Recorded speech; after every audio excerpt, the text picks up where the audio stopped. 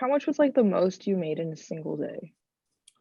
Ooh, on Shipt, the most probably, I know above 200, probably close to 300. I'm not sure if I've made over 300. I know I've made 300 multi-apping, with Shipt being at least 200 of it. Yeah. So I'd probably say like around 250 to 280 probably through Shipt in a day. Yeah. Okay. How many hours that day? Was it like the full day? Yeah, it was like a full day. I want to say it was probably 8 or 9 hours. There was bonus, some nice tips on there.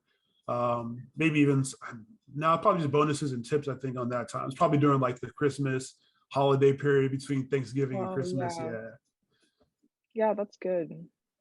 yeah, Yeah, yeah. I On feel the like holidays, you can get some nice tips. yeah, definitely.